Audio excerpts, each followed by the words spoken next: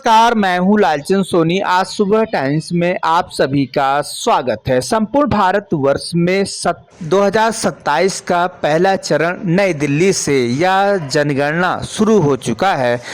हर जगह भारत के अनेक जगहों पर अब जनगणना की तैयारियां शुरू हो चुकी है और भारत की 2026-2027 की जनगणना आप सभी लोग देश के 16वीं राष्ट्रीय जनगणना में आप भाग ले रहे हैं। यह बहुत बड़ा सरकारी सर्वेक्षण है जिसमें देश की जनसंख्या और देश के परिवार में शिक्षा, रोजगार, घर आदि की जुड़ी हुई जानकारियां एकत्र की जाती है, जिससे कि सभी और आसान डिटेल मांगी जा रही है।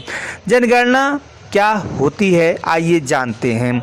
जनगणना एक सरकारी प्रक्रिया है जिसमें पूरे देश के हर व्यक्ति और घर की जानकारी एकत्र की जाती है और हर व्यक्ति घर की जानकारी में जिसमें पता चलता है कि देश में कितने लोग रहते हैं, किस राज्य में कितने संख्या है, कितने लोग पढ़े लिखे हैं और कितने लोग रहते हैं, किस राज्य में कितनी जनसंख्या है और या किस धर्म और भाषा के लोग कितने हैं, रोजगार और घर और सुविधाओं की स्थिति क्या है, क्या जानकारी सरकार को नई योजनाएं बनाने और संसाधनों का सही वितरण करने में मदद भी मिलती है।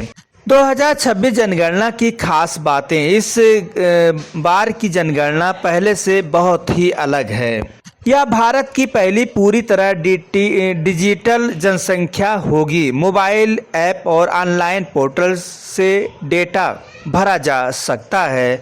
लोग चाहे तो खुद ऑनलाइन स्वयं जानकारी भर सकते हैं और करीब 30 लाख सरकारी कर्मचारी इसमें काम करेंगे। जनगणना की प्रक्रियाएं 2026 और 2027 की जनगणना को 2 चरणों में हो रही है। पहला चरण है हाउस लिस्टिंग और दूसरा है और यह अप्रैल 2026 से शुरू हो गई है, जिसमें कि जानकारी ली जाती है। घर का प्रकार, पानी, बिजली, शौचालय, घर का फर्श, छत किस चीज़ से बनी है, घर में वाहन या अन्य चीज़ें हैं या नहीं हैं, यह भरा जाता है। यह चरण लगभग सितंबर 2026 तक चलेगा। दूसरा चरण फरवरी 2027 तक, जिसमें कि घर में रहने वाले लोगों की जानकारी ली जाएगी। नाम, उम्र, शिक्षा, रोजगार और धर्म, भाषा, जाति आदि।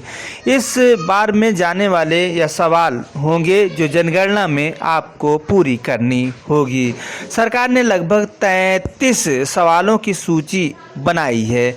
यह मुख्य सवाल हैं, जहां आपको बता दूं कि परिवार में कितने लोग रहते हैं, परिवार का मुखिया कौन है और वह शादीशुदा लोगों की संख्या क्या है, शिक्षा का स्तर क्या है, घर में गैस, बिजली, इंटरनेट है या नहीं है, कौन सा अनाज इस्तेमाल करते हैं, घर में कौन कौन से वाहन आपके घर में मौजूद है, यह सब भी लिखा जाएगा। जनगणना के समय कोई दस्तावेज नहीं देना होगा। जो आपके पास आएंगे उन्हें पूरी तरह से जानकारी देनी होगी। सरकारी कर्मचारी केवल पूछे गए सवालों के आधार पर जानकारी लिखते हैं।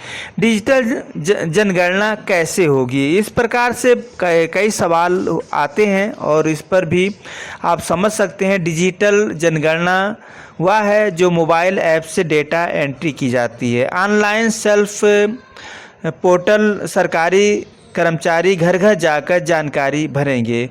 हर परिवार को एक जो है इसमें मिलेगा और सेल्फ में आपको आईडी भी मिल सकती है। जनगणना हम सबके लिए बहुत ही महत्वपूर्ण है। या जनगणना में डेटा में सरकारी नीति बनाई जाती है और स्कूल और अस्पताल बनती है, नई योजनाएं बनाई जाती है, राज्यों को बजट दी जाती है, गरीबी और रोजगार की स्थिति समझी जाती है। यह महत्वपूर्ण है। भारत में जनगणना हर 10 साल में एक बार होती है। यह पिछली जनगणना 2011 में की गई थी। भाषा और राज्यों की बजट देती है, गरीबी और रोजगार की स्थिति समझती है। महत्वपूर्ण जनगणना, आपको बता दूं कि यह जनगणना पूछे जाने वाले सभी 33 सवाल 2026 जनगणना के 10वें सबसे बड़े बदलाव या भारत की जनसंख्या 2026 में कितनी हो सकती है। आपको बताते चलें या 2026-2027 जनगणना की खास बातें। इस प्रकार की जनगणना सबसे पहले अलग हो रही है, जो कि डिजिटल जनगणना है और यह भारत की पहली पूरी तरह डिजिटल जनगणना होगी। मोबाइल ऐप और ऑनलाइन पोर्टल से डेटा भरा जाएगा।